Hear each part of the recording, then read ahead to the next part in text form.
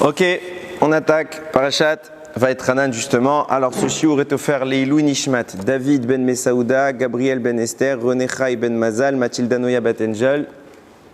Et alors, Avraham ben Hanina. Avraham ben Hanina, Shalach le Bet Olamo.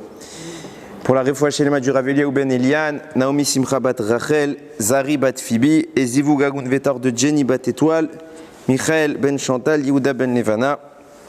Encore et toujours nos Chayalim, qu'Hachem il les ramène à la maison avec les Chatoufim en bonne santé, Bezrat Hachem. Et vous allez voir, il y a peut-être un remez dans notre paracha sur ce qu'on a vu cette semaine. On va voir, Bezrat Hachem, Messiat Adishmer. Vaetranan. Donc on est, je le répète encore et toujours, on est au moment où Moshe prend la parole et s'adresse au Ham Israël. Et je ne vous cache pas que je vais prier qu'Hachem il fasse comme il a fait avec Moshe, qui va ouvrir sa bouche et c'est Hachem qui parlait. Pourquoi ? Parce que ce shiur il est très compliqué. Donc j'espère que vous êtes en forme, moi je ne le suis pas. Il est compliqué et je voulais avoir du temps pour le relire un petit peu et il fallait qu'il y ait des embouteillages à l'entrée de la ville. Du coup, on y va on y va comme ça, Bezrat Hachem, Bezrat Hachem. Regardez, Vaetranan, Moshe, il implore à Kadosh Baruch Hu, c'est dans notre paracha que Moshe nous fait l'annonce, qui s'est battu corps et âme pour entrer en Israël. 515 tfilot, 515 tfilot, Hachem, laisse-moi entrer, laisse-moi entrer, laisse-moi entrer. Il y a un sefer qui s'appelle le Mégalé Amukot, je ne sais plus combien il a écrit, sur les 515 de Moshe, je crois qu'il a écrit la moitié. Il a découvert la moitié des tfilotes de Moshe. Il a écrit un sefer entier sur les tfilotes de Moshe qui s'appelle le Mégalé Amukot sur Parashat Vaetranan. C'est pour vous dire, c'est pas stam. Et à chaque fois, ça va dans tous les sens. C'est extrêmement, extrêmement compliqué. Ok. Ces 515 tfilotes, quand est-ce qu'elles ont commencé ? Parce qu'il n'a pas tout fait en un jour. Il n'a pas tout fait en un jour, c'est pas possible. C'est trop long. C'est pas des petites filotes, s'il te plaît, laisse-moi, s'il te plaît, laisse-moi, s'il te plaît, laisse-moi, s'il te plaît, laisse-moi. C'est des argumentaires. En Égypte alors ? Non, pas du tout. Parce qu'il n'était pas encore annoncé qu'il n'entrait pas. Mais quand il est... Donc c'est après l'annonce, après la punition de Moshe Rabbeinu qu'il a pu commencer à prier. Nous, Chachamim, vous nous le dites, c'est simple, vous comptez, il y a 3 tfilotes par jour, vous comptez que le Shabbat on ne fait pas des tfilotes personnelles, et bien vous remontez jusqu'à la mort de Moshe 515 tfilotes en arrière, ça nous tombe, nous dit le Pnei Yehoshua, c'est pas mes mots, ça nous tombe tout Bé'av. Moshe Rabbeinu a commencé cette tfila le jour de tout Bé'av, et depuis tout Bé'av jusqu'à sa mort, il n'a pas arrêté de prier tous les jours. C'est pas stam. Tout Bé'av, pourquoi j'en parle ? C'est une fête que j'adore. Alors, bien sûr, non, pas du tout, aucun rapport. Amavdil ben Kodesh Lechol.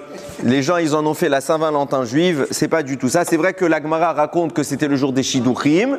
Ok, c'est le jour des Shidduchim. Mais c'est pas la Saint-Valentin comme ils font les Goïm. Rien à voir, rien à voir. On faisait des rencontres ce jour-là, évidemment. Mais pourquoi je dis que c'est une fête que j'aime particulièrement ?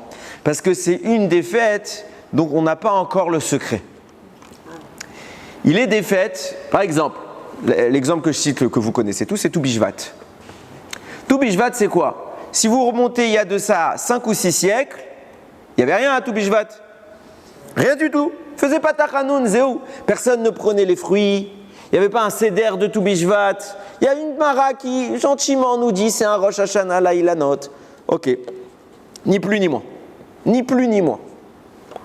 Aujourd'hui, Chaval al-Azman, tout le monde fait un seder de Tou Bishvat.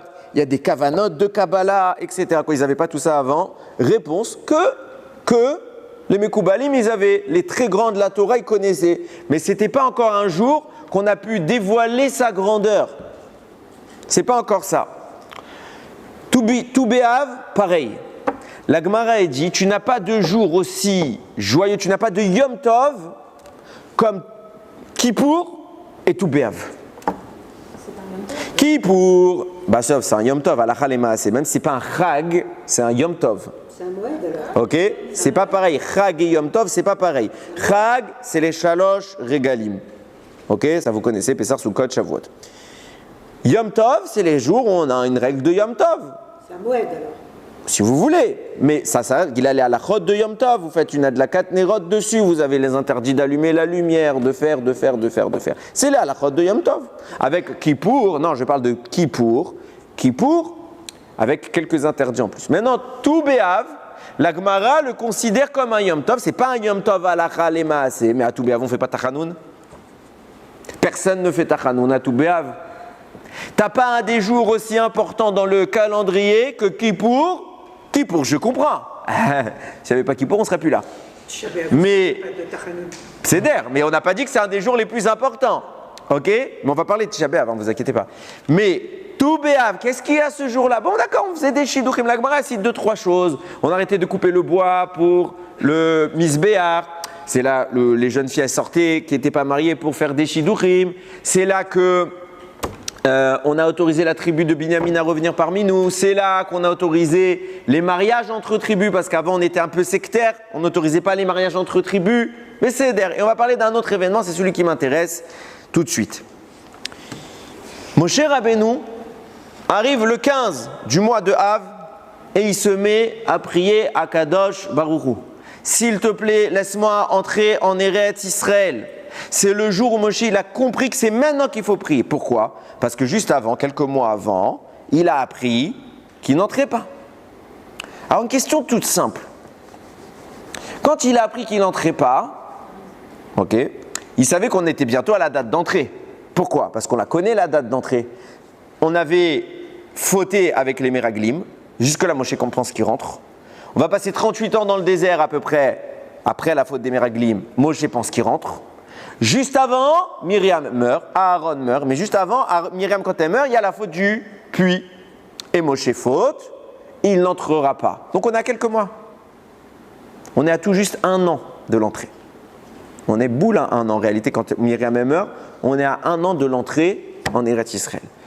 Moshe apprend à ce moment-là qu'il ne rentrera pas.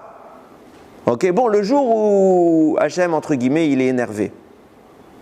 Ok, on laisse passer. On laisse un peu de temps, 1 jour, 2 jours. Après, tu commences à prier. Tu sais que tu n'as qu'1 an maintenant pour le convaincre. Tu n'as pas beaucoup de temps. Tu commences à prier. Moshe, il a prié quand? On était en Nissan, quand Myriam est morte. Il prie quand? En Av, 4 mois plus tard. Le 15 Av. Pourquoi il attend? 4 mois, tu as attendu avant de commencer les négociations? Regarde Marine Le Pen, elle a été exclue de l'élection. Le lendemain, elle a déposé une requête. Pourquoi? Parce qu'elle sait que c'est bientôt les élections. Elle a 2 ans devant elle. Tout de suite, elle dépose une requête. Qu'est-ce que fait? Une requête, pas une roquette. Ok? Mais quoi qu'il en soit, Moshe Rabbeinu, il fait quoi? Il attend 4 mois. Il dit, ça va, on a le temps. Et avec ça, il foire. Il n'a pas réussi, Rabotaï.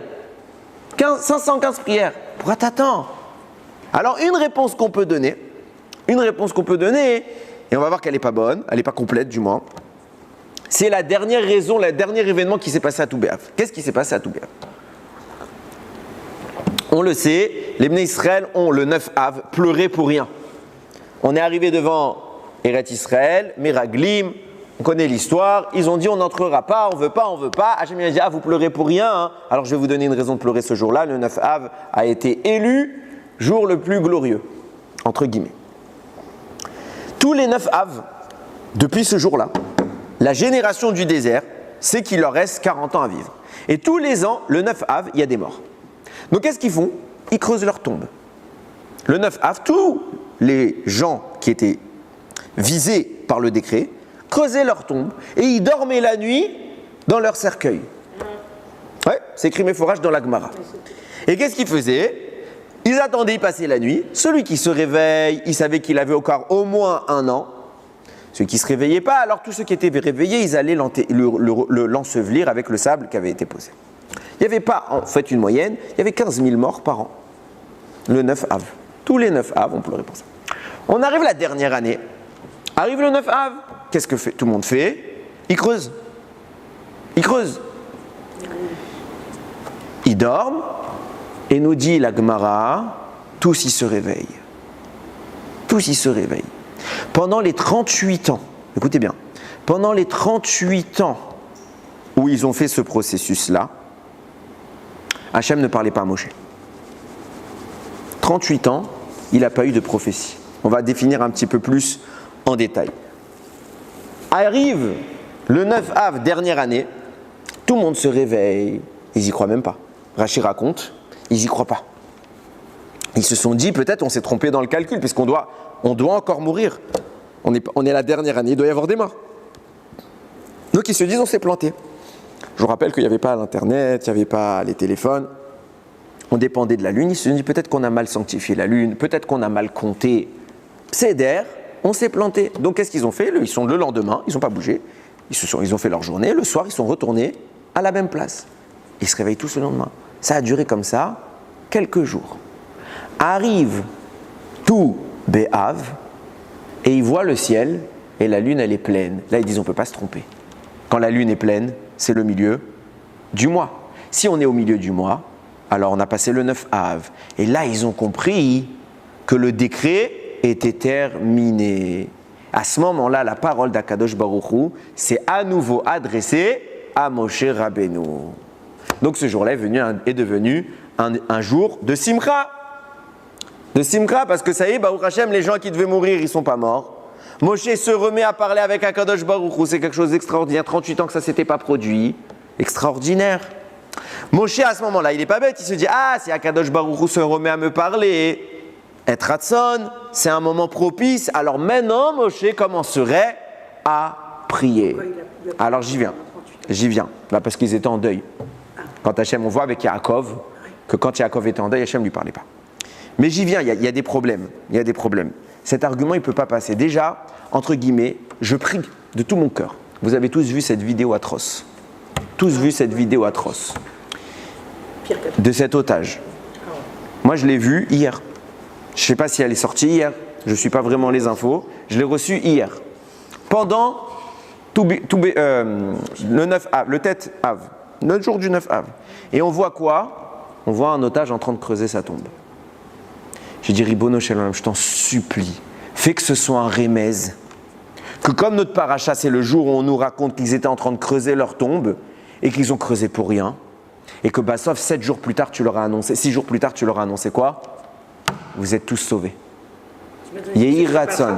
Je m'en fiche du Hamas, c'est des chiens. Je me fiche de ces rats, je me fiche de ces animaux. Ce que je dis, c'est qu'à Kadosh Baruch Hu, il y a un principe dans la Gemara Masechet Rosh Hashanah qui dit, si manam il est taï, un signe, ça a de la valeur. C'est pas pour rien qu'on a vu cette vidéo-là. J'espère. J'ai pas dit, je suis pas prophète. Je déteste les annonces. Je prie de tout mon cœur. J'ai dit, Ribono Shalom, tu nous envoies des simanim. Toi, dans ta Torah, t'as dit qu'un siman a de la valeur. Alors, va jusqu'au bout. Tiens, promesse. Comme ça s'est passé le 9 Av pendant des années, on a creusé nos tombes. Mais à tout Béav, tu nous as fait quoi? T'as dit, ça y est, Igi Azman. J'arrête là. Igi Azman. Iratson ki Igazman qui va sortir très très vite. Bimera Beamenu. Je reprends. J'en ai aussi. Qu'Hachem il le libère, Bezrat Hashem, qui lui donne le corps de tenir cette épreuve. On oublie, hein. On oublie que nous on est peinards. On oublie. Rachitik, il est le pauvre. Rachitik. C'est chiant. Je reprends mon Dvar Torah, que ce soit pour lui. Bezrat Hashem. Amen. Je pose une question quand même dans la logique. Je pose une question de logique. Moshe, les Bnei Israël comprennent le 15 Av. Ça y est. Ok. En réalité, c'est quoi la vraie date où ça a arrêté? Le 10. C'est le 9. C'est le 9 Av. Parce que le 9, ils devaient mourir. Et Hachem les a pas tués. Donc le 9 Av, Mamash, à la nuit du 9 Av, il y a eu le miracle qui les a sauvés. Alors eux ne le savent pas. Eux ne savent pas, mais Hachem il sait. Donc le vrai Ness, le vrai effort, c'était le 9. Pourquoi Kadosh Baruch Hu, que eux ils les laissent dans le suspense, que eux ils les laissent dans le suspense, on va en parler, il n'y a pas de problème. Mais pourquoi Kadosh Baruch Hu, il attend 7 jours, parce qu'il faut compter le 9 dans le calcul, ça fait 7 jours, pourquoi il attend tout ce temps jusqu'à tout Béav pour reparler à Moshe? Puisque la vraie date où il a fini son décret, c'est le 9 Av. Les Bnei Israël, ils ont compris le 15, ils ont attendu la lune. Mais Hachem, il sait que c'est le 9 qu'il a arrêté son décret. Alors pourquoi tout de suite il n'a pas parlé à Moshe? Ça y est, j'ai fini de retirer la génération qui a fauté. Je peux te parler, il n'y a plus de deuil. Il n'y a plus de deuil. On pourrait revenir comme avant. Pourquoi il attend? C'est ça que je vous ai dit. Certes, Moshe le 15 Av, il a compris qu'il y avait quelque chose. Mais ce n'est pas un vrai argument d'attendre jusqu'au 15 Av. Il aurait dû au moins attendre depuis le 9 Av. Et je vais dire plus que ça. C'est pas la première fois, regardez. Je vous ai dit qu'Hachem, ça fait 38 ans, il ne parle pas à Moshe. Rachi, il explique que ça veut dire quoi il ne parle pas à Moshe. Parce que, certes, c'était une période de détresse. Il y a des morts. C'est un décret. Ce n'est pas une période joyeuse. On est dans l'exil du désert. Ok. Ben, ce n'est pas la première fois dans l'histoire qu'on est dans des détresses et qu'Akadosh Baruch Hu parle malgré tout à des prophètes. Quand il y a eu le Chorban Habayit, la destruction du temple, on avait encore des prophètes qui ont prophétisé. Et que Baruch Hashem, ils ont annoncé la reconstruction, sinon on ne saurait pas qu'il y aura un nouveau temple. Donc, c'est pas ce qu'empêche Hachem. D'autant plus que c'est quoi cette attitude de dire que Hachem ne parlait plus à Moshe? Rachi explique ce qui se passe quand on dit qu'il ne parlait plus à Moshe. Il faut comprendre que Moshe est un cas spécial de l'histoire. Moshe, quand il parle à Dieu, c'est à rien, mais strictement rien à voir avec les autres prophètes. Tous les prophètes, et j'inclus même les Havot, quand Hachem leur parle, c'est pas comme Moshe. Rambam, il dit, ils s'effondrent par terre tellement qu'ils n'arrivent pas à supporter. Hachem ne leur parle pas de façon claire, il leur envoie un songe. L'explication, ils doivent la comprendre d'eux-mêmes. Parfois, c'est en pleine nuit, pendant qu'ils dorment. Il y a une préparation colossale à faire en amont. C'est pas Stam, c'est pas on se téléphone et on parle. Moshe, c'est ça. Réveillé en pleine journée, Hachem lui parle et c'est clair. C'est ce qu'on appelle Aspaklaria de Neira, une vision claire. C'est clair, il n'y a pas. On téléphone, on raconte, voilà, tu dis ça, ça, ça. Et Moshe répète mot à mot, et c'est ce que je vous explique depuis Devarim. Moshe, il ouvre sa bouche, c'est comme Hachem qui parle. Autodavar, il n'y a pas d'écart entre la parole d'Hachem et l'explication du prophète. Tous les autres, c'est distant. C'est la fameuse histoire avec Myriam, qu'elle a fait du Lachon Hara sur Moshe Rabbeinu. Et Akadosh Baruch Hu lui a expliqué, mais vous n'êtes pas dans le même monde. Moshe, il me parle, panim el panim. Viens nous dire, Rachi, comment tu peux me dire qu'Akadosh Baruch Hu, il a cessé complètement de parler avec Moshe Rabbeinu pendant 38 ans? C'est pas possible. Pourquoi? C'est logique ce que je vais dire, c'est pas Rachi qui le dit. Ils ont des voyages à faire, il a énormément d'informations à leur transmettre. C'est impossible de dire qu'il n'y a pas eu d'échange avec Akadosh Baruch Hu. Il y a eu. Et Rachi nous dit simplement que Moshe, pendant 38 ans, il était un prophète normal. Hachem lui envoyait un malar pour parler, il avait utilisé le Rashbam, il dit peut-être les Urim Vetumim, ou Rachi dit pendant la nuit, un songe, comme les autres prophètes. Mais Hachem lui parle. Maintenant, si on dit qu'il est comme les autres prophètes pendant les 38 ans, à la fin des 38 ans, il redevient l'élite qu'il est. Pendant qu'il est le niveau normal, on voit que les autres prophètes, quand ils sont à ce niveau, ils ne se privent pas de parler à Kadosh Baruch Hu et de prier. Donc pourquoi Moshe Rabbeinu, dès que Myriam meurt et qu'il frappe le rocher, en Nissan, il ne commence pas tout de suite cette filote? Non, j'attends le tout Béav. Et pareil, Hachem, il laisse les Bnei Israël en suspens comme ça depuis le 9 Av jusqu'à tout Béav. Et à tout Béav, il leur fait comprendre. Parce que, on va être objectif, vous avez déjà tous vu la lune, le 14 du mois. Elle est presque pleine. Ils ne sont pas débiles, ils n'ont pas compris le 14. Ils n'ont pas compris le 13, le 9, le 10, ouais, ça se joue. 14. Tu vois, ça y est, on est loin du 9. Non, ils n'ont pas compris. Le 15, Bidjouk. Nous dit le Ben Yehoyada, Hachem il a fait exprès. En réalité, il écrit comme ça le Ben Yehoyada. Moshe, il savait que c'était fini. Il savait que Mamash, il savait quand c'était le 9 Av, il n'y avait pas de doute dans sa tête.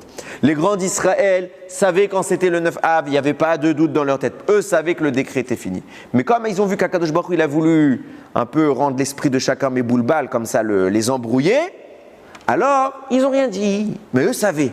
Si tu sais que la vraie date c'est le 9 Av, pourquoi t'attends le 15 Av? En secret pris, tu gagnerais combien de tfilotes? 3 fois 7.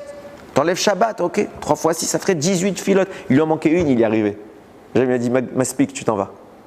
Une, il y est arrivé. Ah, t'aurais gagné, pourquoi t'as pas attendu? T'as attendu. Il y a quoi ce jour-là? C'est pour ça que je vous dis, j'adore cette date, parce que c'est une date qui n'est pas dévoilée, mais elle contient combien de sodotes, d'année en année, à chaque fois je me dis, Ribono Shel Olam, on va trouver quelque chose de nouveau, et on trouve un match quelque chose de nouveau. J'étais en stress cette année, pourquoi? Parce que hier c'était Tisha B'Av, on n'a pas le droit d'étudier pendant Tisha B'Av, on peut étudier que les choses tristes. Donc je ne pouvais pas étudier ça parce que ce que je vais vous dire, Bezrat Hashem, c'est très joyeux. Donc je ne pouvais pas étudier ça. Donc d'habitude, mon shiur, je le prépare le dimanche et je l'écris le lundi. Donc si je ne peux pas le préparer le dimanche, je me suis dit soit j'annule, soit je fais un ancien. Qu'est-ce que tu veux? J'aurais pas le temps et de préparer et d'écrire. Chas d'Hachem, j'ai commencé un petit peu avant Shabbat. J'ai galéré. Hier soir, Chas d'Hachem, minuit 30, Toda Lael. Toda Lael. Extraordinaire, vous allez voir. Moi, en tout cas, je me suis envolé. Tu crois pas que tu es l'un de ceux qui va faire dévoiler tout? Non, moi je dévoile rien du tout. Rien qu'Hachem, laisse-moi parler de ta Torah et laisse au prophète le travail d'être prophète. On est à des années-lumière de comprendre c'est quoi la madrega de Mashiach quand il viendra, des prophètes. C'est même pas, on est à l'ouest. Alors si tu te réfères à moi, tu vas être très déçu. Ok, on reprend à ce que je voulais dire. On commence le raisonnement. Ramim nous dit quelque chose qu'on a vu plusieurs fois. Le mot Israël, le nom Israël, c'est les lettres, les initiales de Yeshishim Ribo Otiot, la Torah. Il y a 600 000 lettres dans la Torah. Pour te dire quoi, il y a 600 000 Bnei Israël. Pour chaque Ben Israël, il y a une lettre dans la Torah. Alors les deux comptes sont faux. Il n'y a ni 600 000 Bnei Israël, il y a un peu plus. Du moins à l'époque de Moshe, maintenant il y a beaucoup plus. Donc il n'y a jamais eu boule 600 000 Israël. Et il n'y a pas 600 000 lettres dans la Torah, il y a moitié moins. Alors qu'est-ce que ça veut dire cette phrase? On n'est pas en train de comparer des nombres, on est en train de comparer des réalités. À savoir qu'il existe une corrélation intrinsèque entre les Neshamot du Ham Israël et les lettres de la Torah. C'est tellement intriqué, c'est tellement associé que le Megala Amukot, celui que je vous ai cité tout à l'heure, il dit qu'en réalité, les Neshamot du Ham Israël sont le zivoug des lettres de la Torah. En d'autres termes, en français, on est un couple. Chaque Neshama a un chélek, une part intrinsèque de Torah qui est la sienne, et cette part-là, c'est son épouse, sa femme. Comment savoir que c'est notre lettre? C'est pas une lettre, c'est bien ce que j'explique, il n'y a pas assez de lettres, il y a un chélek. Ce chélek, c'est tout ce que vous allez apprendre et découvrir dans votre vie. C'est ça ce chélek, à condition que vous vous donniez les moyens de le découvrir.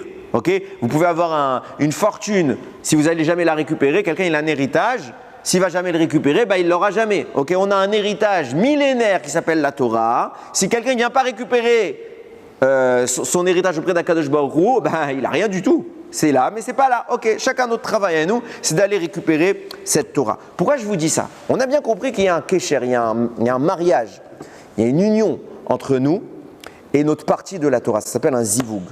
Ok, un zivoug c'est toujours producteur. Ok, quand on s'unit c'est pour avoir des enfants. Ok, on génère la vie. Ok, un zivoug ça crée quelque chose. Nous disent Rachamim. C'est le Gemara que j'ai cité plusieurs fois. Ou là-bas c'est Rabbi Akiva qui dit ça. Ouais, c'est Rabbi Akiva. Il dit dans un couple, si on est méritant, la Shekhinah s'installe. Si, Razvé Shalom, on n'est pas méritant, alors le feu vient dévorer le couple. Razvé Shalom. Rashi explique pourquoi on nous dit le feu vient dévorer le couple. Parce que le couple est composé d'un homme et d'une femme. On est d'accord? L'homme se dit Ish, Aleph Yud Shin. La femme se dit Isha, Aleph Shin He. C'est quoi la Shekhinah? C'est les lettres du nom de Dieu que chacun a. Dans le mot Ish, la lettre Yud représente le Yud de Akadosh Baruch Hu. Dans le mot Isha, la lettre He représente le He d'Akadosh Baruch Hu. Quand on s'unit un homme avec une femme et qu'on est méritant, le Yud se maintient, le He se maintient, on s'unit, ça fait Yud Ke, la Shekhinah descend. Si Razvé Shalom, on n'est pas méritant, alors le Yud de Ish il s'en va, il reste Esh. Le He de Isha s'en va, il reste Esh. Le feu vient dévorer Razvé Shalom, ce couple. Maintenant j'extrapole. Puisque nous sommes un couple avec notre partie de la Torah, quand nous étudions la Torah, alors on est méritant, pas chaud qu'on est méritant. Donc qu'est-ce qui s'installe chez nous, à titre individuel? Quand je m'assois, que je vois un Sefer Torah, je fais l'Imouda Torah, alors la Shekhinah descend, le Yud de l'homme s'installe et le He du féminin s'installe et la Shekhinah est présente. Ce qui vous explique pourquoi la Gemara nous enseigne Masechet Brachot que depuis la destruction du Beth Amikdash, Akadosh Baruch Hu n'a dans ce monde que les Arba Amot de celui qui étudie la Halacha. Quand une personne elle vient, elle ouvre un sefer et elle fait l'imouda Torah, alors la Shekhinah vient s'installer à côté de lui. Pourquoi? Parce qu'il est lui, il est l'homme qui a le Yud. Et sa Torah, c'est sa femme, il a cette union qui se produit, qui elle a le He, Yud, qui est la Shekhinah est présente. Le Limouda Torah est le seul point de repos d'Akadosh Baruch Hu depuis qu'il a détruit sa maison, pour nous sauver. Il y a un zivouk qui s'opère. Ok, on continue. Retenez bien cette information. Deuxième information. Nous disent Chachamim, Masechet Rosh Hashanah. Non, si, Masechet Rosh Hashanah. Akadosh Baruch Hu, il a créé dans le monde Nun, Sha'are, Bina. 50 portes de la Bina, 50 portes du savoir, de la connaissance. Il les a toutes confiées à Moshe Rabbeinu, sauf une. Il est arrivé à la 49e porte. C'est pour ça qu'on dit dans le Tehillim, il lui manquait un peu de Elohim. Un peu. Il était presque à la dimension du divin, la connaissance parfaite du divin. Il lui manquait un peu. Vient nous dire le Harizal, non. Moshe, il a eu les 50 portes. Seulement au moment du veau d'or, qu'est-ce qui s'est passé? Hachem lui a retiré la 50e porte. C'est pour ça qu'il lui a dit l'air raide, va-t'en et descends. L'air Gematria, 50 raide, descends, tu étais à 50, maintenant tu descends d'un palier. Et à ce moment-là, Moshe est repassé à la 49e porte. Nous dit le Harizal, à cause de quoi il a perdu tout ça? À cause du veau d'or. Qui a fait le veau d'or? Le Erev Rav. Qui a autorisé le Erev Rav à venir? Moshe. C'est pour ça que Moshe va perdre cette 50e porte. Mais s'il n'avait pas fait cette erreur-là et qu'il n'y avait pas eu le veau d'or, alors Moshe il aurait eu Nun, Sha'are, Bina. Et son nom aurait changé. De Moshe, on lui aurait rajouté une lettre Nun pour transformer son nom, le faire passer de Moshe à Neshama. Parce qu'il aurait eu le Nun des 50 portes de la Bina. Neshama de quoi? Ça veut dire quoi? C'est une belle phrase. Il serait devenu la Neshama. Et regardez jusqu'où ça va. Le Harizal, il donne plus de détails. J'ai failli oublier de vous les dire. Je suis tellement dans l'empressement de ce que j'ai envie de vous dire que je loupe les étapes. Nous dit le Harizal. Il écrit dans 2 Sfarim. C'est pas Stam. Il dit, c'est ce qu'il se dit Moshe Rabbeinu. Il dit normalement, j'aurais dû avoir cette Neshama là. J'aurais dû m'appeler Neshama. C'est pour ça qu'il écrit dans notre paracha, Vait Aber Hashem bil et ma'anchem. Hashem s'est énervé contre moi à cause de vous. Vait Aber, ça vient du mot Ibour. C'est pas s'énerver. Ibour, dans la Kabbalah, c'est quand une Neshama s'associe à quelqu'un. Vous êtes vivant. Vous avez un Ibour Neshama. Ça veut dire Hashem, il vous envoie une Neshama supplémentaire à côté de vous. Et cette Neshama vous aide. Des fois, vous avez remarqué que dans votre vie, il y a des moments où vous avez un élan, où vous êtes chaud pour faire les mitzvot. Et il y a des moments moins. Cet élan-là, c'est parfois un Ibour Neshama.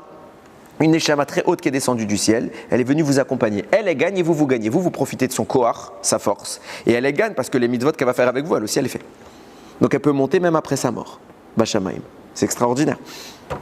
Vait Aber Hashem bil et ma'anchem. Nous dit le Harizal, Moshe Rabbeinu, il aurait dû dévoiler au monde la 50e porte de la Bina, mais à cause de la faute du veau d'or, que le Erev Rav, que Moshe a cautionné sa présence, à cause de cette faute-là, Moshe il a été puni de devoir revenir régulièrement dévoiler la 50e porte de la Bina.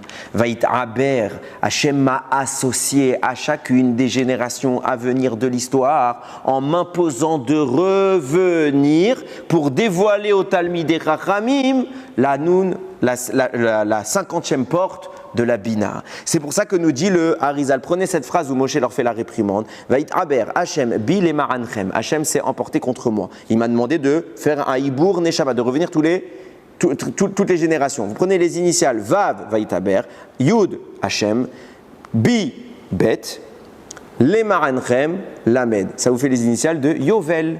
C'est quoi le Yovel? C'est le jubilé, une fois tous les 50 ans. Moshe Rabbeinu, il vient. Le Yovel, c'est quand on fait le compte des Shemitot, au bout de la 50e année, on a le jubilé.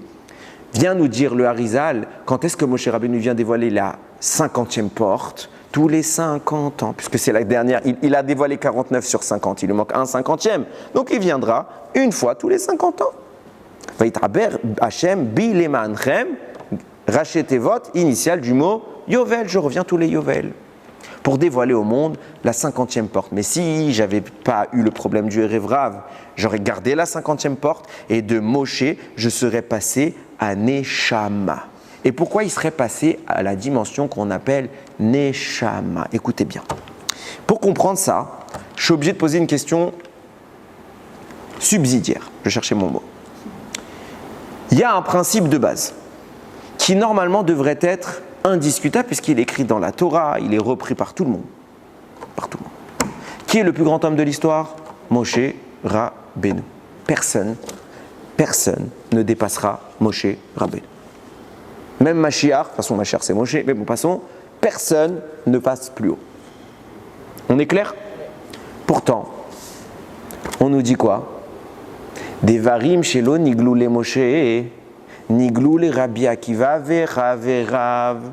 Des choses qui n'ont pas été dévoilées à Moshe ont été dévoilées à Rabbi Akiva et à ses amis.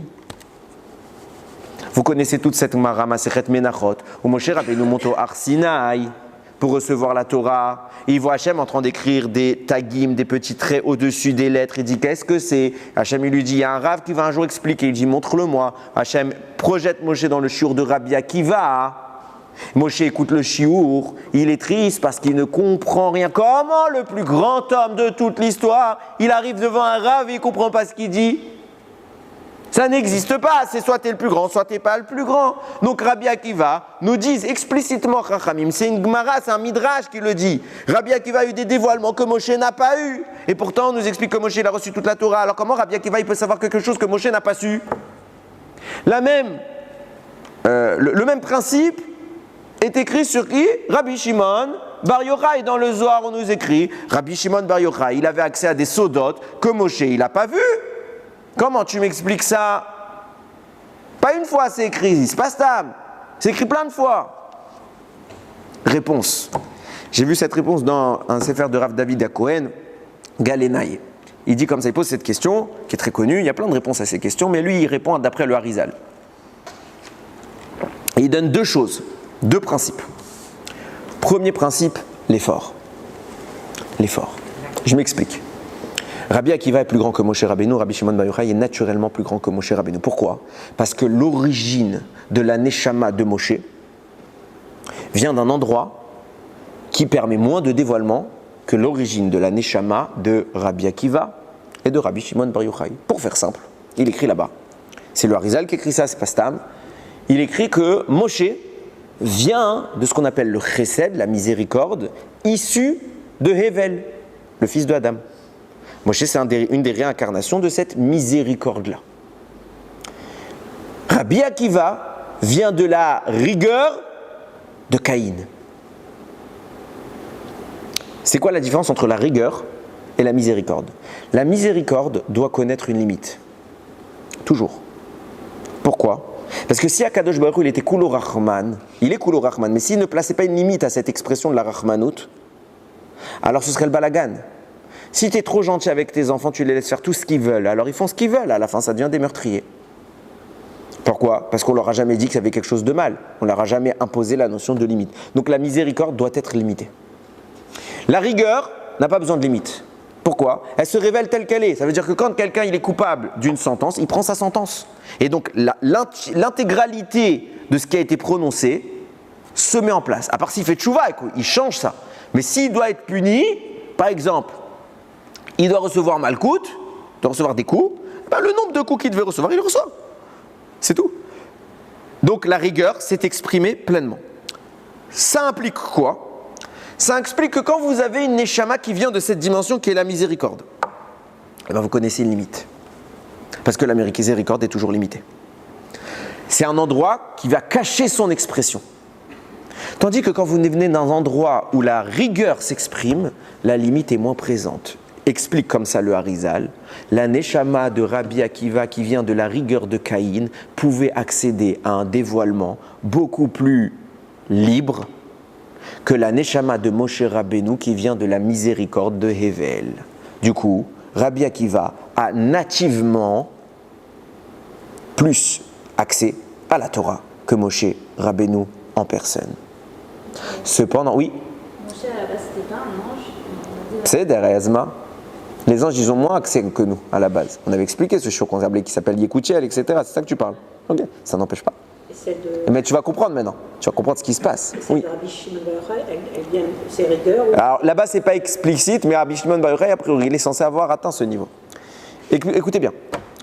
Vient nous dire le Harizal, mais Moshe Rabbeinu, il a tellement travaillé, qu'il est monté d'étape en étape et qu'il a dépassé sa nature au point de monter, de rattraper la Neshama de Rabbi Akiva et de dépasser la Neshama de Rabbi Akiva. Moshe n'est pas le plus grand parce qu'il est né grand. Moshe est le plus grand parce qu'il est monté le plus haut. Donc quand nous disent Rachamim, des choses ont été révélées à Rabbi Akiva qui n'ont pas été révélées à Moshe, on parle de quoi? Nativement. Ça n'a pas été révélé à Moshe. Moshe les a découverts par ses efforts. Tandis que Rabbi Akiva, c'est son terrain naturel, c'est son environnement, c'est son climat. Dans son climat, il a un plus grand potentiel que Moshe. Mais Moshe, il a dépassé son potentiel. Au point que même Rabbi Akiva, il conclut ses enseignements par quelle phrase? Halakha le Moshe mi-Sinaï. C'est une halakha dite par Moshe au Har Sinaï. Parce que Moshe, il a dépassé même Rabbi Akiva. Donc d'un côté, on nous expliquait que Rabbi Akiva était plus grand. Non, Rabbi Akiva est nativement plus grand. Il part avec des avantages que Moshe n'a pas eu, mais Bassof, Moshe Rabbeinu dépasse tous les niveaux envisagés et envisageables. Ça veut dire quoi que Moshe a dépassé Rabbi Akiva? Où il est arrivé, Moshe Rabbeinu? Où il est arrivé? Le Harizal répond ailleurs, et il écrit. Il y a Parashat Vayikra, on en parle souvent, le premier mot Vayikra se termine par un Aleph. Et il est écrit en petit format dans tous les livres. Et Alpisod, de quoi on fait référence? Le mot Aleph peut se lire Elef, 1000. Nous dit Rachamim, Moshe Rabbeinu, quand il est monté au Har Sinaï, il a été baigné dans 1000 lumières. 1000 orotes. Quand il y a eu le veau d'or, Hachem lui a enlevé 999. Il lui a laissé 1 millième. C'est pour ça que le Aleph qui peut se lire Elef, on l'a écrit en petit. Pour dire il devient sa plus petite expression, c'est le 1. De Elef, il est passé à Aleph, Echad. Suite à ça, nous dit le Harizal, c'est quoi ces 1000 orotes? C'est quoi cette lumière résiduelle? Ça s'est passé à quel moment? Quand est-ce qu'il a perdu ça? Réponse. Nous dit le Harizal, Rabbi Shimon Bar Yochai, il est né moins grand que Moshe Rabbeinu. Mais au moment où il a dévoilé ce qu'on appelle la Hydra Rabba, bon, c'est une partie du Zohar, il a rattrapé Moshe Rabbeinu. Mais il a rattrapé Moshe Rabbeinu après qu'il ait perdu les 1000 lumières. La Torah que Rabbi Shimon Bar Yochai a obtenue, la Torah que Rabbi Akiva a obtenue, c'est le reste de la Torah que Moshe avait initialement obtenue au Har Sinaï. C'est quoi cette Torah? C'est quoi ce reste? C'est la différence qu'il existe entre les premières et les deuxièmes tables de la loi. Moshe Rabbeinu reçoit les premières tables de la loi, il est baigné par 1000 orotes, il a une source lumineuse de connaissance qui dépasse tout entendement, que aucun être humain sur terre n'a jamais approché si ce n'est lui. Mais par la suite, il va diminuer cette splendeur et redescendre à une unité. Tout ce qu'on a dans le Zohar, que Rabbi Shimon Bar Yochai nous a révélé, toutes les Gmarot, toutes les Mishnayot que Rabbi Akiva nous a révélés, tous les secrets de Torah que ces immenses maîtres nous ont révélés, c'est la Torah des deuxièmes tables. Ce n'est pas les 1000 fois plus que Moshe avait initialement reçus. Ils ne sont donc pas à même d'envisager la madriga de Moshe. Il faut savoir que Moshe Rabbeinu récupérait cette lumière-là une fois par semaine. Tous les Shabbats, Moshe Rabbeinu redevenait le Moshe Rabbeinu de Matan Torah. Donc il avait accès à nouveau à une connaissance extraordinaire, dépassant tout entendement. Qu'est-ce que ça nous implique? Vous allez voir combien la Torah elle est belle. Combien la Torah elle est belle. Retenez tout ce que je vous ai dit, vous allez voir d'un coup ça va faire paf. Et d'un coup, ça va s'empiler. Nous dit le Harizal. Akadosh Baruch Hu s'appelle Hachem. Yud Ke Vav Ke, mais ce nom est temporaire.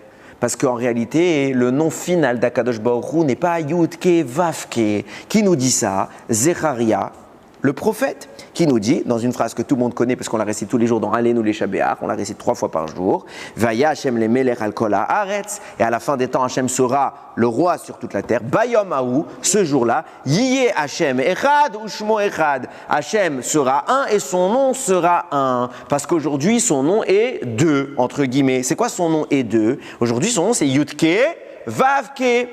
Donc il y a une première partie qui s'appelle Yud-Ke, il y a une deuxième partie qui s'appelle Vav-Ke. Mais à la fin des temps, son nom ce sera Yud-Ke, Yud-Ke. C'est pour ça que nous dit Zecharia, Yiyeh Hashem. Hashem, ça deviendra Yiyeh Yud-Ke. Yud-Ke, c'est pas mes mots, c'est écrit dans le Harizal. Parce que mon beau-père, à chaque fois, il me dit d'où tu sors tous ces trucs-là. Donc je répète, si vous voulez, c'est écrit Harizal. Je vous lis Otzrot Chaim, Shara Brudim, chapitre 3, page 18b. Ok, vous dites pas j'invente, vous pouvez vérifier, il a écrit plusieurs fois. Donc, le Harizal nous révèle, à la fin ce sera Yud-Ke 2 fois. En état, il manque quelque chose à la deuxième partie du nom d'Akadosh Baruch Hu, donc c'est Yud-Ke, la première partie elle est là, mais à la deuxième partie c'est Vav-Ke. Qu'est-ce que je vous ai dit moi tout à l'heure? Je vous ai dit quand on étudie la Torah, on fait un zivoug entre le masculin et le féminin, entre les neshamot et les lettres de la Torah. Quand Moshe Rabbeinu est venu au moment de Matan Torah version 2, alors il n'a pas pu tout enseigner, il a dévoilé un petit peu de Torah. Et il vient une fois tous les 50 ans nous compléter cette Torah-là, parce qu'il n'a pas pu la préserver. Donc 2 minutes. Notre Neshama fait un zivoug, une union avec la Torah, notre chélek de la Torah. Donc il y a un Yud et il y a un He. Mais ce chélek qu'on a aujourd'hui, cette partie, cette dimension de la Torah qu'on a aujourd'hui, c'est quoi? C'est les deuxièmes tables. Une fois que Moshe aura terminé de nous donner toute cette Torah des deuxièmes tables, il va pouvoir entamer de nous donner la Torah des premières tables. C'est pour ça qu'il s'appellera Neshama, parce qu'il aura donné le Nun, Sha'ar et Bina, il redevient Neshama. Et lui, il va opérer un zivoug, deuxième union, avec les premières tables que nous, jusqu'à maintenant, on n'a pas pu faire cette union. Et quand je fais une union, qu'est-ce qu'il y a? Il y a Yud et il y a He. Donc il y aura le Yud qui est des premières tables. Le Yud qui est des deuxièmes tables. Pourquoi? Parce que union d'Ebn Israël avec les deuxièmes tables, union de Moshe Rabbeinu avec les premières tables, ça vous fait Yud Ke Vav Ke. Bayom Hahu, en ce jour-là, Yiyeh sera le nom d'Akadosh Baruch Hu à la place de Hashem, et il sera Echad ou Shmo Echad. Je t'écoute. Elle est tard avant, je suis désolé. On a calculé, c'est quand le prochain Yovel?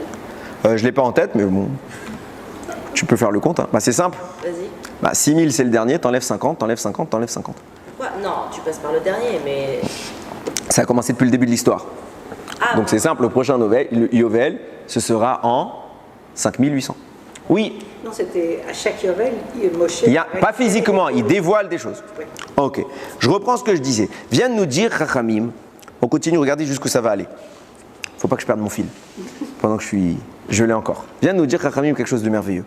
Vous savez que les 12 mois de l'année sont une combinaison kabbalistique des lettres qui composent le nom d'Akadosh Baruch Hu, celui actuel, Yud Ke Vav Ke. Ok? Donc vous combinez les lettres et ça vous fait des variations du nombre. Il y a 2 fois la même lettre, donc ça enlève quelques variations. Chaque mois, il a sa combinaison. La combinaison qui correspond au mois de Av s'appelle Havaya, Hevav, Yudke. D'ailleurs, quand on veut parler d'Hachem, pour ne pas prononcer son nom, dans la Torah, on dit Havaya. Le Shem Havaya. Celui-là, on a le droit de le dire. Mais la combinaison qui correspond, nous dit le Bnei Issachar, la combinaison qui correspond au mois de Av, c'est Havaya. Et il explique, il dit c'est pour ça que le mois de Av, il a un côté schizophrène. La moitié du mois de Av, c'est la tristesse. L'autre moitié du mois de Av, c'est la simcha. À partir de tout Béav, il y a une permutation. Pourquoi? Parce que vous regardez les lettres qui composent ce nom, il y a 4 lettres. Havaya, Hevav et Yudke. Yudke, c'est à l'endroit, dans l'ordre des lettres. Le Yud, il est avant le He. Par contre, dans la deuxième moitié du nom, normalement, ça a dû être Vav He. Et là, on a quoi? He Vav. Havaya. He Vav Yudke.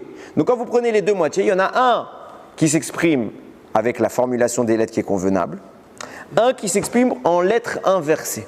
En Kabbalah, on appelle ça Or Yachar, Or Choser. La lumière qui va droit et la lumière qui fait demi-tour. C'est pour ça que d'un côté, c'est droit. et d'un côté c'est en marche arrière.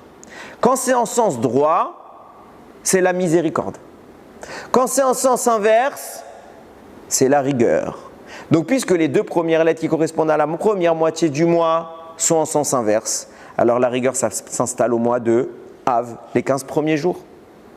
Et on est dans une période triste, dangereuse, de malédiction, de souffrance, etc. Mais quand arrive la deuxième moitié du mois, à partir du 15, du tout Béav, alors on repart en hors rosaire, on repart à l'endroit. Donc le mois se scinde entre une partie triste et une partie joyeuse. Quel est le signe astrologique du mois de Av? Le lion. En hébreu, le lion se dit Arié. Sauf que nous dit le Tiferet Yehonatan,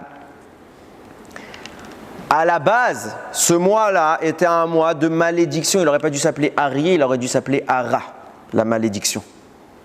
Aleph Resh He. Seulement Akadosh Baruch Hu lui a rajouté un Yud pour faire Arié, et ce Yud-là a transformé la deuxième partie du mois en béni. C'est sympa. Qu'est-ce que ça veut dire? Qu'est-ce que Chachamim essaye maintenant de nous expliquer? D'où il vient ce Yud? Écoutez bien. Vous avez peut-être entendu ce midrash qui dit que les lettres de la Torah, les lettres de l'alphabet, se sont plaintes à Akadosh Baruch. Elles sont montées, elles se disent pourquoi tu n'as pas créé le monde par moi? Par quelle lettre Hachem aurait dû créer le monde? La première lettre de l'alphabet, Aleph. Or la Torah commence par un Bet, Bereshit. Donc là, Aleph, il est venu voir Hachem, il a dit c'est pas sympa. Tu m'as mis en première, pourquoi tu ne te sers pas de moi en première?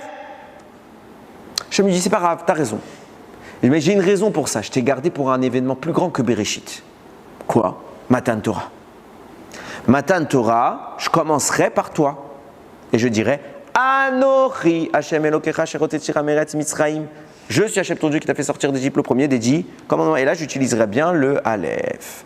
Ça va, t'es soulagé? J'avais une raison, j'ai pas fait les choses pour rien. Le même Midrash, quelques lignes plus loin.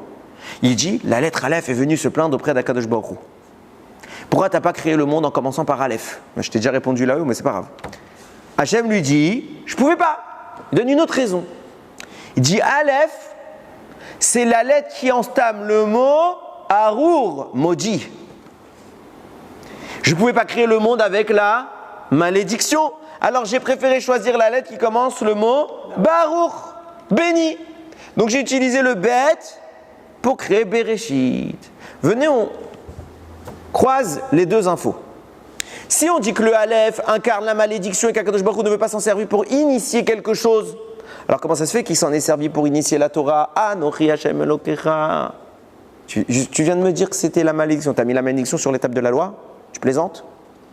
Réponse, la malédiction n'existe que quand il n'y a pas de Torah.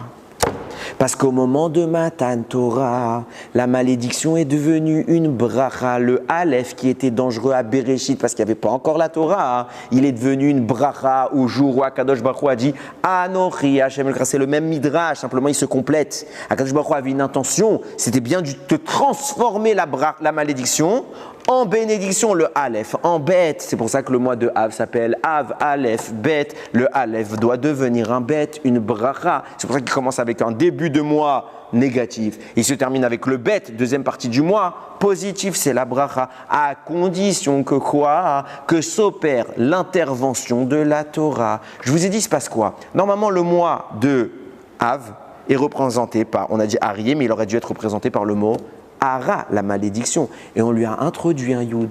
C'est quoi ce Yud? C'est quoi ce Yud?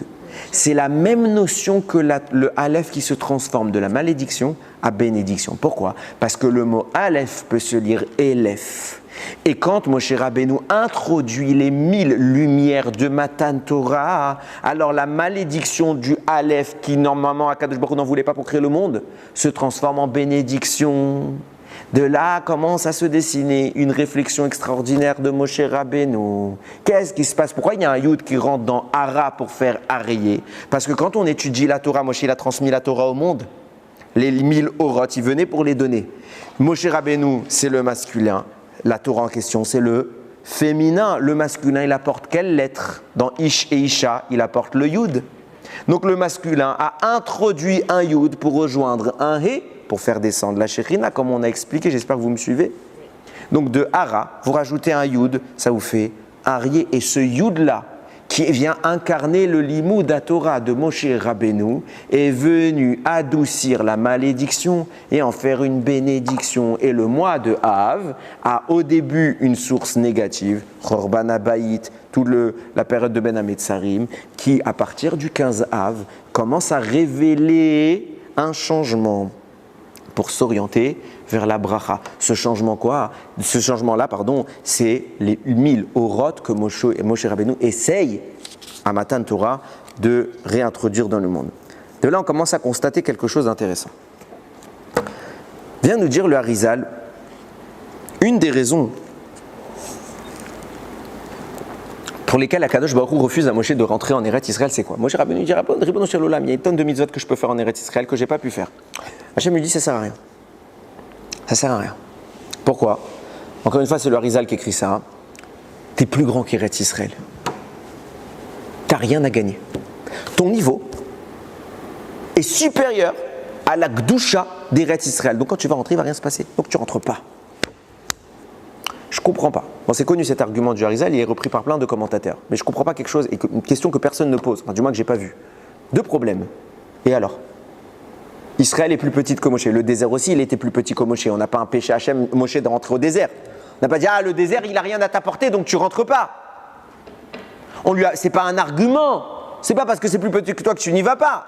Ça fait quoi que ce soit plus petit que toi? Deuxième point, beaucoup plus grave. Quand il y aura Mashiach, il y aura l'événement qu'on attend tous, Triat, un métier quoi, Moshe ne revient pas? Moshe va revenir. Et on va tous aller où? En Israël. Qu'est-ce qu'il a gagné, Moshe? Si Israël est plus petit que Moshe Rabbeinu, qu'est-ce qu'il a gagné à revenir Baolam Hazé, Moshe Rabbeinu? C'est plus petit que lui. Alors reste là-haut, il n'y a que là-haut que c'est plus grand. Quoi, non? C'est par rapport au peuple. Mais on s'en fiche du peuple. Moshe, il n'a rien à gagner. Il va apporter quoi? Nous, on a un intérêt de grandir parce qu'on va aller dans un endroit plus haut que nous. Le but pour progresser, c'est de se confronter à quelque chose de plus grand que toi. Donc il y aura Eretz Israël. Pourquoi tu me renvoies, Moshe Rabbeinu? Miskin, il a rien. Hachem lui dit, tu n'as rien à y gagner. Tu n'as rien à gagner là-bas. Si tu me dis que c'est que pour nous, c'est d'air. Tu peux attendre que nous, on grandisse et on rejoigne Moshe Bashamaim. Qu'est-ce qu'on a gagné? Mashiach, au début, ce ne sera pas Moshe, ce sera après Moshe. Au début, c'est David Améler, c'est le Mashiach ben David. Ok. Mashiach, il va faire le travail. Je n'ai pas besoin que Moshe revienne et qu'il soit spectateur et qu'il nous regarde, qu'il dise, qu'est-ce que c'est nul. J'ai rien à faire ici. Je m'ennuie. C'est comme si tu prends un élève qui est en fin de cycle et retrouve au CP. Qu'est-ce que je vais faire au CP? J'ai rien à apprendre, je connais tout. Voilà ce que Hachem il va faire. Et tu me dis que Moshe Rabbeinu, Yashir Moshe, il chantera parce que même Moshe Rabbeinu il va revivre et il va rentrer en Eretz Israël. Qu'est-ce qu'il va faire en Eretz Israël, Moshe? Tu viens de me dire qu'il n'a rien à manger là-bas. De là, tu es obligé de comprendre que Moshe il avait une intention en voulant entrer en Israël. C'est qu'il voulait gagner quelque chose. La bouche était trop grande. À qui? À Moshe. Et donc pourquoi il reviendrait après? D'accord, mais après, c'est les Bnei Israël et tout le... La terre, elle est plus grande ou plus petite? Harizal, il dit plus petite. Donc, Moshe va aller où? Il n'y a pas un endroit sur terre qui est plus grand qu'Israël. Ok, il va aller où? Réponse. On est obligé de dire que si Moshe Rabbeinu, il dit à Kadosh Baruch Hu, je veux rentrer. Et Hachem lui dit, mais tu ne peux pas rentrer, ça ne sert à rien. Et que Moshe, il insiste. C'est qu'il a un projet en tête. Il y a quelque chose de plus grand. Il existe deux dimensions en Eretz Israël. Le Eretz Israël que maintenant il y a, Hachem lui dit, tu n'as rien à gagner. Mais Moshe ne parle pas de ce Eretz Israël-là. Ce Eretz Israël-là, c'est le monde qu'on connaît aujourd'hui, qui est géré par quoi? Yud, Ke, Vav, Ke, le nom d'Akadosh, Baruch Hu. Mais Moshe Rabbeinu, il veut arriver à l'époque où ce sera plus Yud, Ke, Vav, Ke, il veut Yud, Ke. Et dans cette dimension-là, qui est la dimension où il retourne aux premières tables de la loi, oui, il a quelque chose à gagner, même Moshe Rabbeinu. Donc il prie à Kadosh Baruch Hu, Ribono shel olam, laisse-moi entrer en Eretz Israël et pas faire descendre un Israël tel qu'on le connaît, mais faire descendre le Eretz Israël dans son expression la plus intense. Et ça, Hachem lui dit, Ravlach, non, c'est trop. Le monde n'est pas prêt. Donc le Eretz Israël, il va rester tel qu'il est, et toi, tu n'as rien à faire là-bas. Tu ne peux pas gagner. Mais Yemot HaMashiach, quand Akadosh Baruch Hu passera de Yud Ke Vav Ke à Yud Ke, alors Moshe, il aura un intérêt à revenir. Le monde sera prêt alors. Le monde sera prêt. Et Moshe, il va gagner quelque chose. Donc oui, il sera intéressé à venir. Et oui, il voudra rentrer en Israël. C'est ça que Moshe Rabbeinu, il prie à Kadosh Baruch Hu. Il dit, je veux voir ce Eretz Israël là. Et c'est quoi ce Eretz Israël là? Écoutez bien ce qu'ils écrivent, Chachamim. C'est le Shlach Kadosh qui dit ça. Il dit, quand est-ce que Yud Ke Vav Ke va devenir Yud Ke Yud Ke? Au jour où Akadosh Baruch Hu fera descendre son troisième Beth Amikdash. Quand le troisième Beth Amikdash sera de ce monde, on passera de Yud Ke Vav Ke à Yud Ke Yud Ke. Et là, Moshe Rabbeinu, c'est pour ça qu'il a prié, laisse-moi faire venir pas le premier Beth Amikdash, pas le deuxième Beth Amikdash, fais-moi venir le Beth Amikdash, celui qui est dans le ciel, celui qui sera éternel. C'est pour ça qu'il est au futur, le nom d'Hachem. Yud Ke Vav Ke, ça veut dire que c'est un futur, il y est, il sera pour toujours. Pas il a été, il est et il sera. Non, il sera éternel. J'étais hier, minuit, et là ça m'a fait tilt. J'ai dit Ribono Shel Olam, je suis obligé de partager ça. J'étais en train de réfléchir comme ça. Je dis Ribono Shel Olam, il y a un problème. Chachamim nous disent que dans le calendrier, on a Shalosh Regalim. Enfin, c'est pas Chachamim, c'est la Torah, qu'est-ce que je dis? La Torah nous parle de Shalosh Regalim. Pessah, Shavuot, Sukkot. En réalité, il y a un quatrième fête. C'est Shmini, Atzeret, qui est une fête à part entière. Seulement, elle ne s'est pas encore révélée pleinement en tant que fête parce qu'il n'y a pas eu d'événement à Shmini Atzeret. Mais il y aura un événement. Je vais tout de suite vous dire c'est quoi. Pourquoi il n'y a pas tout de suite, il n'y a que les trois premières et il n'y a pas la quatrième dimension? Parce que les quatre fêtes, qu'on va appeler les quatre Regalim, correspondent aux quatre lettres du nom d'Akadosh Baruch Hu. Yud, Ke, Vav, Ke. Ok, quatre fêtes, quatre lettres. C'est pas dur. Ces quatre fêtes et ces quatre lettres correspondent à quatre personnages. Avraham, Yitzhak, Yaakov et David Améler, qui sera l'incarnation de Shmini Atzeret avec Moshe Rabbeinu, mais on va rester sur David pour l'instant. Donc Yud, Ke, Vav, Ke, Pessah, Shavuot, Sukkot, Simchat Torah, alias Shmini Atzeret, Avraham, Yitzhak, Yaakov, David ou Moshe. Ok? Vous suivez jusque-là? Très bien. Maintenant qu'on a ça à l'esprit, on va avoir d'autres fêtes plus tard. Parce que ces quatre-là, pourquoi il y a quatre? Parce que Chachamim nous disent, c'est les quatre pieds, les quatre piliers du trône d'Akadosh Baruch Hu. Donc il y a la Kadosh Baruch Hu, il y a ce qui supporte Akadosh Baruch Hu de sa présence dans le monde. Donc comme il y a quatre piliers, il n'y en a pas plus, on ne va pas en créer des nouveaux.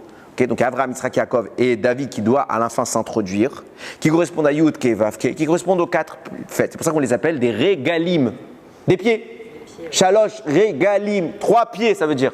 Pourquoi trois pieds? Avraham, Yitzhak, Yaakov, les trois premières fêtes que Mamash, elles ont quelque chose. Le quatrième pied, David, il est encore en cours d'installation. Bezrat Hashem, Bekarov. Maintenant, il y a un problème. J'étais en train de poser la question, je dis mais à la fin des temps, on nous a promis quatre autres fêtes. Qui nous les a promis? Encore Zecharia, celui qui nous a dit que le nom d'Hachem ce sera Yud, Ke, Vav, Ke, il va passer à Yud, Ke, Yud, Ke. Il nous annonce, il dit Kohamar Hachem Tsevaot. Ainsi il parle Hachem, le Dieu des armées. Tzom Arevi, le jeûne du quatrième mois. Vetzom Achamishi, le jeûne du cinquième mois. Vetzom Hachevi, le jeûne du septième mois. Vetzom Arasiri, le jeûne du 10e mois. Donc en français, le 10 Tevet, le 17 Tammuz, le 9 Av et le jeûne de Guédalia, en Tishri. Yiyé levet Yehuda les Sasson ou le Simcha deviendront pour la maison de Yehuda des moments de joie et d'allégresse. Ul Moradim Tovim. Ce seront des Moradim, des Yom Tov. C'est pourquoi on ne fait pas Tachanun Tisha B'Av. Parce que les Hatid Lavo c'est Yom Tov. Ve'emet ve'ashalom. Et à vous et la paix, et la vérité et la paix s'aimeront. Les Hatid Lavo, on a 4 nouvelles fêtes. Je me dis, Ribono Shel Olam, on a déjà les 4 piliers. Ok? On a déjà les 4 personnages. On a déjà les 4 lettres. Tu vas les mettre où? Il manque des. Je vois quoi? On va rajouter 4 piliers? On va rajouter 4 personnages? Il se passe quoi? Il se passe quoi? Et là, ça m'a fait tilt, Ribono Shel Olam. J'ai dit, je ne sais pas si c'est vrai ce que je vous dis, c'est des Bédéré Refchar, c'est moi qui pense comme ça, mais c'est un beau remèze. Vous n'avez pas remarqué qu'il y a une faute dans le pasouk? Une faute gravissime. Je relis le pasouk. Koamar Hashem Tsevot. Ainsi parle Hashem, Dieu des armées. Tzom Areviv et Tzom Achamish Veron, Tzom Hasheviv et Tzom Asiri. Le 4e, le 5e, le 7e, le 10e, le jeûne de tous ces mois-là. Yé les Bet Yehuda, les Sasson ou le Simcha, ce seront pour. Ah! Il y a un problème de conjugaison. Il y a écrit, je traduis. En français, ils ont mis seront, ces 4 jeunes-là, seront des fêtes. Mais il n'y a pas écrit seront. S'il y avait écrit seront, il aurait fallu qu'il y ait écrit yiyou. Là, il y a écrit yiyé, sera. Les 4 jours de jeûne, en français, ça fait les 4 jours de jeûne sera un Yom Tov. On a un problème. Comment ça se fait qu'il y a écrit yiyé et pas yiyou? Je suis en train de réfléchir comme ça, je dis, bon, c'est quoi la réponse? Je dis, viens, on va compter. Pourquoi Hachem, il a précisé le numéro du mois? Premier mois, 4e mois. 2e mois, 5e mois. 7e mois, 10e mois. 4 plus 5, 9. Plus 7, 16. Plus 10, 26. Nom de Dieu. Yudke, Vavke. Qu'est-ce qu'Akadosh Baruch Hu est en train de te dire? Ces 4 jeunes-là, nous a dit le Shla Akadosh, quand est-ce que le nom Yudke, Vavke va devenir Yudke? Quand le Beth Amikdash va arriver. Pourquoi on fait ces 4 jeunes-là aujourd'hui? C'est des jours de deuil. Parce qu'on est en train de faire le tikkun de la destruction du Beth Amikdash. Comment tu passes de Yudke, Vavke à Yudke? Tu dois rajouter combien de points? Yud c'est 10, He c'est 5, Vav c'est 6, He c'est 5, ça vous fait 26. Yudke, ça vous fait 30. Il manque combien entre 30 et 26? 4. Il manque 4 dimensions. Viens, Kadosh Baruch Hu, viennent les Chachamim t'introduisent 4 jeunes pour faire un tikkun du moment où on va passer de Yudke, Vavke à Yudke. Et il se passe quoi? 4 jeunes viennent connoter l'état actuel en cours de réparation, le tikkun, et ça vous fait 26, parce que 26 est en cours de réparation. Et vient, Zechariah te dit, pas yiyou. Yiyé! Ces 4 jeunes-là deviendront, ces 4 jeunes-là qui représentent Yudke, Vavke, deviendront yiyé! Il te le crie noir sur blanc. Il aurait dû dire yiyou, ça n'existe pas une faute d'orthographe pareille. Pourquoi il a écrit yiyé? Pour te dire que les 4 jeunes qu'on est en train de faire chaque année viennent pour s'associer aux 4 fêtes qui viennent représenter Yudke, Vavke. Et à la fin eux aussi, ils seront des fêtes. Pourquoi? Parce qu'ils vont élever Yudke, Vavke à Yudke. Et là, le 3e Mashiach, il arrive. Le 3e Beth Amikdash, pardon. On peut dire aussi le 3e Mashiach à ce moment-là. Donc ce seront des Yom Tov. Et il se passe quoi à ce moment-là? Extraordinaire. Puisqu'à ce moment-là, puisqu'on passe de Yudke, Vavke à Yudke, ça veut dire qu'on récupère la lumière de Moshe Rabbeinu qu'il a perdue. Pourquoi? Parce qu'on avait dit qu'il y avait 2 unions. Les Bnei Israël avec les 2e tables, ça vous fait Yudke. Et Moshe Rabbeinu avec les premières tables, ça vous fait Yudke. Pour que Moshe puisse s'unir avec les premières tables, il faut qu'il redevienne ce qu'on appelle Neshama. Donc il revient avec la pleine connaissance et les 1000 Orot. Donc il accède aux premières tables, le Aleph qui s'exprime sous forme de Elef, 1000, et qui transforme la malédiction en bénédiction. Le mois de Av doit s'inverser. Pourquoi? Parce que le mois de Av commence par Aleph, qui est une malédiction, et il termine par Bet, qui est la bénédiction. On est d'accord? Quand le Aleph devient une bracha, ça veut dire que le sens premier, c'est que dès le début, on est la bracha. Et grâce à la bracha, la malédiction elle-même, elle est effacée. Donc vous aurez d'abord Bet en premier et Aleph en deuxième. Ça vous fait Bo. Bo el Paro. Akadosh Baruch il a dit à Moshe Rabbeinu, va voir Paro et fais-lui comprendre que je vais lui envoyer des plaies dans la tête et que s'il ne veut pas envoyer ses plaies et s'il ne veut pas accepter de libérer mon peuple, alors il va prendre cher. Quand on en arrive à révéler la Torah de Moshe Rabbeinu, ce jour-là, il lui dira « Bo el Paro, va libérer mes enfants ».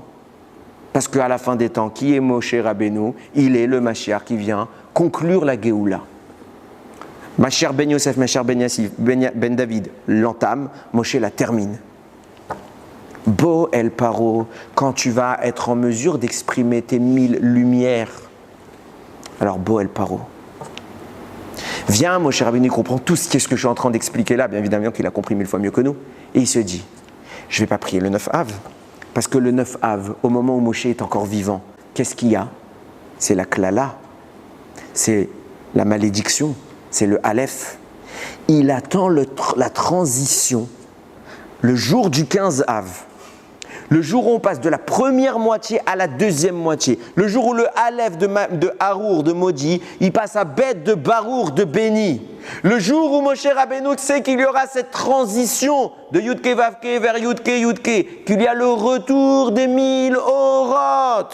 C'est ce jour-là qu'Akadosh Baruch Hu se remet à parler à Moshe. Panim el panim, face à face. Moshe Rabbeinu, il comprend pourquoi Kadosh Baruch Hu jusqu'à maintenant, depuis le 9 Av, il peut me parler. Il ne me parle pas parce qu'on est dans la notion de la malédiction. Mais quel est le jour où Kadosh Baruch Hu, je vais ouvrir à nouveau ma bouche et sa voix va sortir? C'est le 15 Av où c'est revenu. Pourquoi? Parce qu'on est dans la deuxième partie du mois qui a la capacité d'inverser la tendance. C'est la pleine lune. C'est la pleine lune, mais c'est surtout le Zman où Akadosh Baruch Hu transforme le mal en bien, le Chorban Amigdash en Binyan Bet Amigdash, la destruction en construction. C'est pourquoi Moshe Rabbeinu comprend quelque chose d'extraordinaire que la Torah nous a dit depuis longtemps. C'est quoi le troisième Bet Amigdash, Rabotai? C'est quoi la différence entre le premier et le deuxième et le troisième? On dit ça n'a rien à voir. Bayom Haohi Hashem Echad, il y aura les 1000 Orot. Moshe il parle ce jour-là, la voix d'Hachem sort. Parce que la première fois qu'Akadosh Baruch Hu il a demandé un Mishkan, il n'a pas demandé des murs, il a dit quoi?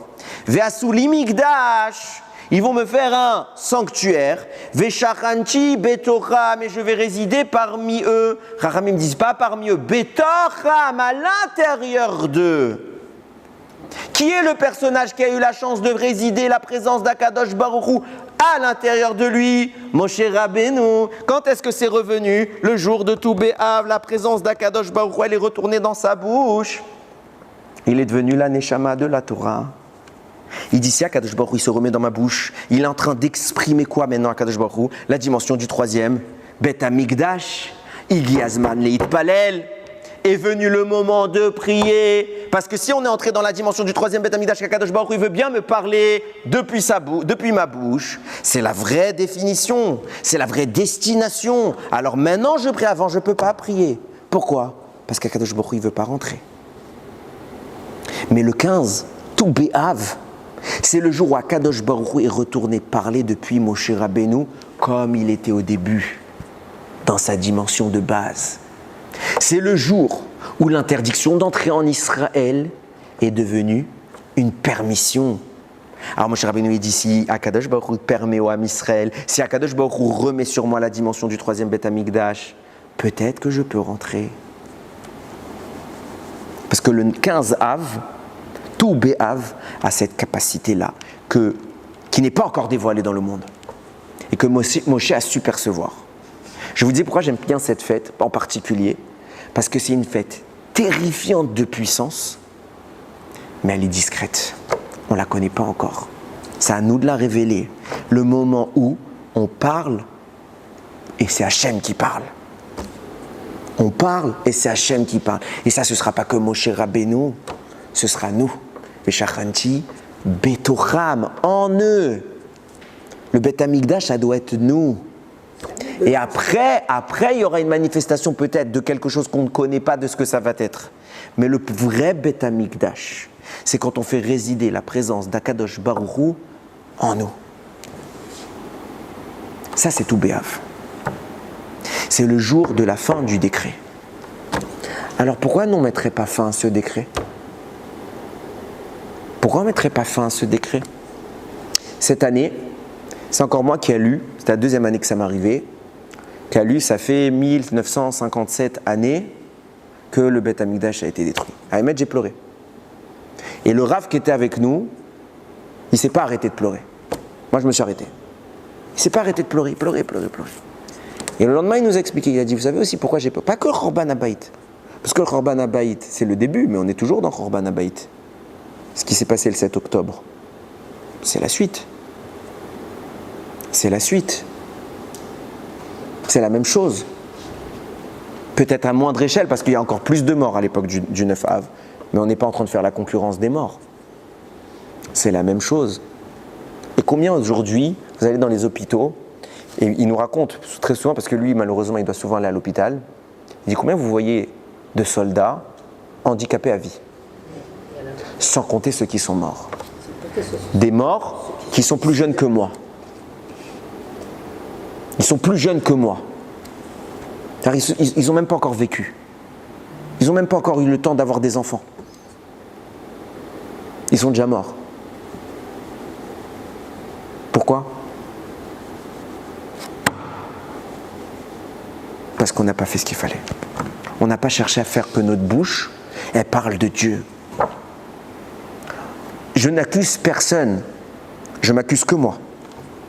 Mais si on savait que chaque instant, on peut faire entrer Akadosh Baruch Hu en nous, on peut devenir le Beth Amikdash nous-mêmes. Ça fait longtemps que le Beth Amikdash il serait là. Ça fait longtemps. Et Mehmet, quand j'ai vu cette vidéo, j'ai pas réussi à m'enlever de la tête. Il a creusé. Il a creusé exactement ce que Rashi a écrit sur le 9 Av. J'ai vu cette vidéo le 9 Av. Je ne sais pas si ça s'est pas passé avant. Sans doute qu'ils avaient tourné ça avant. Mais c'est pas pour rien. Kachem, il nous l'a donné quand ? Oui, pour le 9 Av. Le 9 Av. Il était en train de creuser. Il dit je creuse ma tombe. Eviatar David, il s'appelle. Je creuse ma tombe. Ce que je pense être. Et à Kadosh Baruch Hu, il a dit quoi ce jour-là du 9 Av ? Ça y est. Ça y est. Viendra le 15 Av et vous allez savoir que vous avez creusé pour rien. Que vous avez creusé pour rien. Alors je ne suis pas prophète. Je ne suis pas en train de dire qu'il va se passer quelque chose le 15 Av. Amen. Je prie. Je prie qu'il se passe quelque chose le 15 Av. En plus, cette année, le 15 Av est cumulé à Shabbat.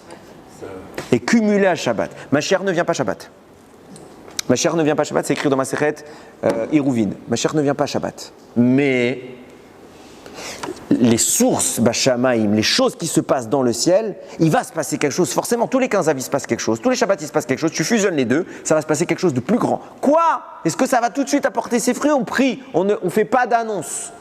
Parce que les annonces, ça ne marche pas depuis 5785 ans. Donc ça ne sert à rien les annonces. Je ne fais pas d'annonce. On prie. Il y a un moment dans le ciel qui est propice. On prie que cette vidéo-là, où il a creusé, il va sortir nous dire j'ai creusé pour rien, je me suis allongé, je me suis relevé. J'ai cru que j'allais partir, mais je suis en vie. Il y en a déjà assez qui sont partis. Il y a assez qui sont partis. Et Guiazman. Et on voit que Béhémet, il est en train de se passer quelque chose d'évident dans le monde. On voit que, de toute façon, tout le monde est contre nous, c'est pas nouveau. Mais on est retourné à la maison. On est retourné chez nous. Qui a prédit ça ? Que des dingues qu'on a appelés des prophètes. Aujourd'hui, il y a quelqu'un, il vient, il se proclame prophète. Qu'est-ce qu'on lui dit ?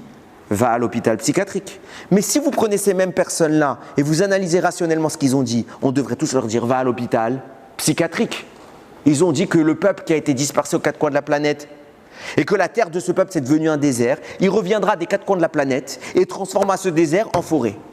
Tous ces produits. Alors, soit c'était des psychopathes, soit c'était vraiment des Névi'im.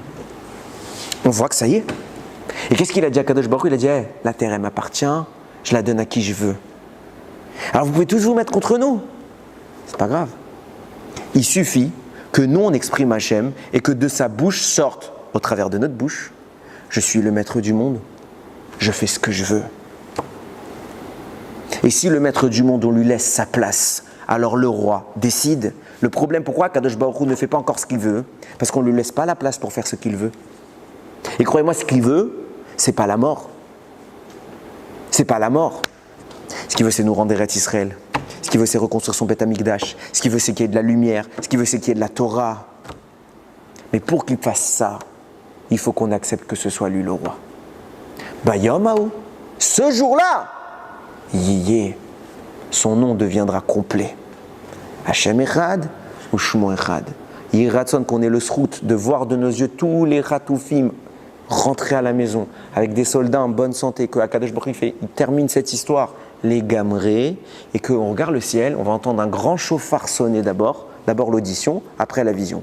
On va d'abord entendre une belle mélodie, Akadosh Baruch Hu va sonner le chauffard, on va regarder le ciel, Et là où il y a un petit truc doré là, qui n'est pas très joli, il y aura Bezrat Hashem, un Beth Amikdash qui va s'installer. Et la Gdusha, la vraie Gdusha, la vraie proximité avec Akadosh Baruch Hu, elle reviendra dans ce monde. Baruch Adonai Leolam, Amen ve Amen.